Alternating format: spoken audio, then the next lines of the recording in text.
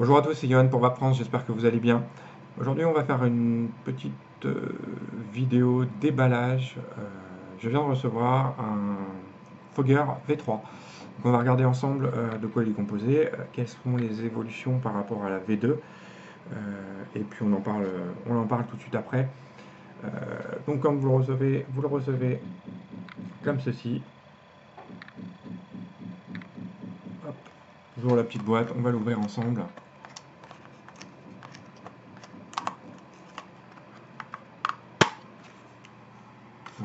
C'est toujours exactement la même chose, hein, au niveau de la boîte, pas de grand changement. Dedans, qu'est-ce qu'on va retrouver?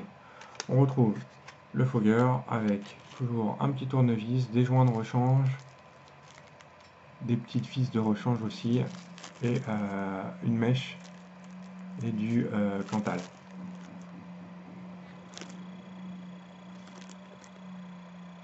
Voilà. Donc, ensuite, ce qui va nous intéresser, c'est le V3. Donc, voici le Fogger V3. On va se mettre dans le bon sens. Voici donc le V3. Donc avec cette espèce de...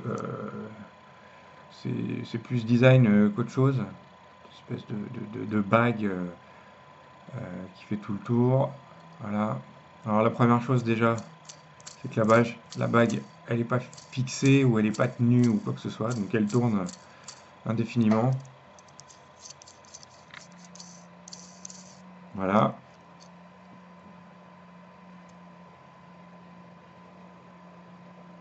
La vis a été changée. On n'est plus sur la même vis en dessous. Hop, voilà. On est sur une vis avec un pas cruciforme. Voilà. On a toujours le réglage de l'airflow ici avec la petite bague.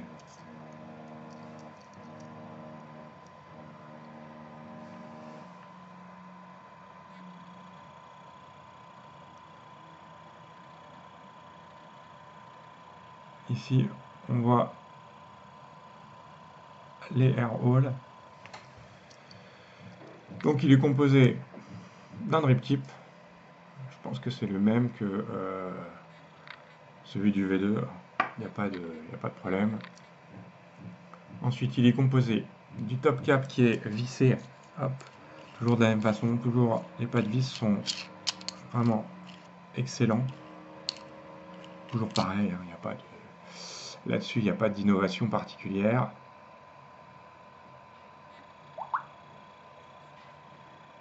Voilà. Donc, cette fameuse petite bague qui est vraiment esthétique et rien d'autre parce que je vois pas l'intérêt qu'elle tourne.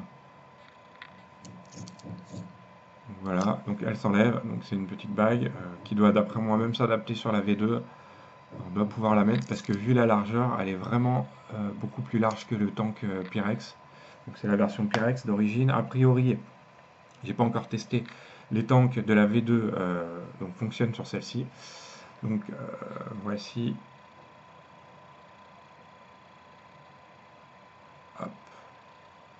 Voilà, donc toujours la petite vis de remplissage sur le dessus. Ici, par contre, le plateau du dessus est vissé. Donc, ici, on le dévisse.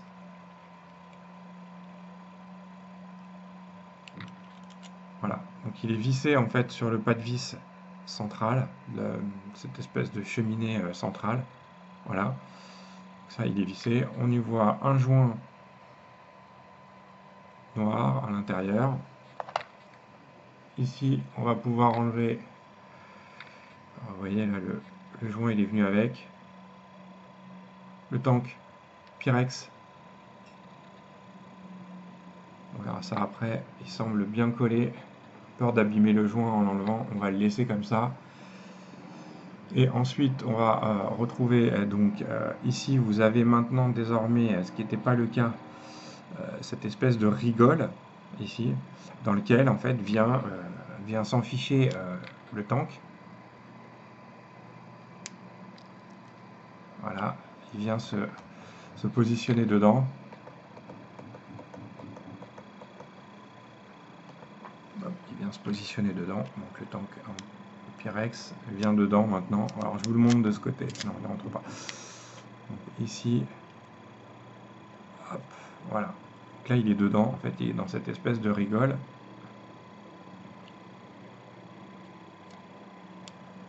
Voilà. Bon. Ensuite, la cheminée qui est bien vissée. Voilà, ça c'est fait.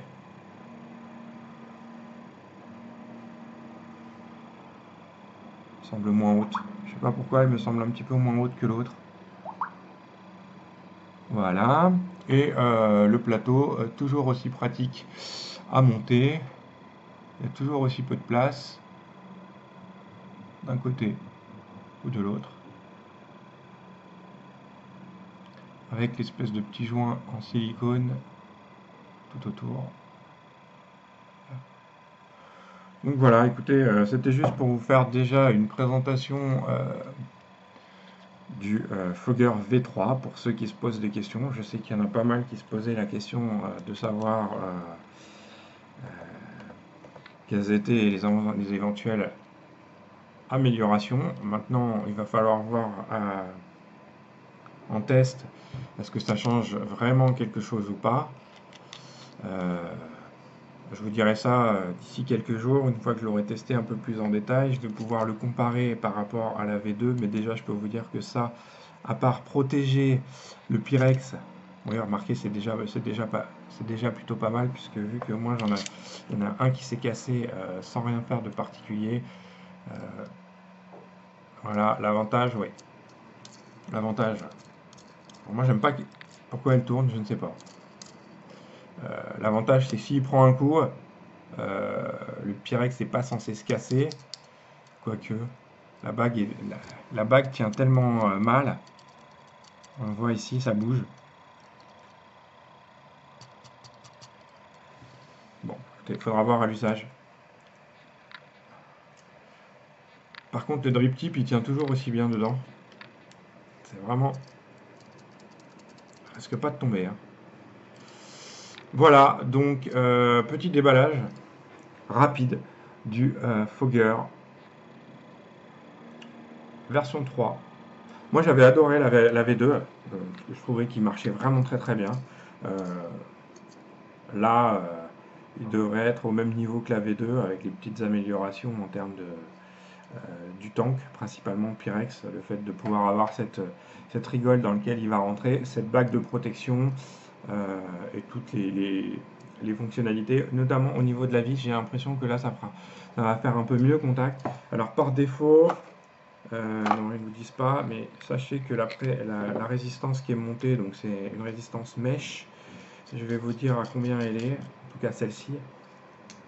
1.7. On est à 1.7 ohm. Voilà, 1.7 ohm. La mèche d'origine. Moi je suis pas fan, donc je vais refaire ça en micro-colle coton, je pense. Oui, je pense que c'est ce qui aura le mieux à tester. Je reviendrai vers vous d'ici une semaine ou quelques jours, on verra, le temps de le tester un petit peu, de voir ça en détail. C'était la revue déballage du Fogger V3. Merci à vous d'avoir regardé et je vous souhaite une excellente map.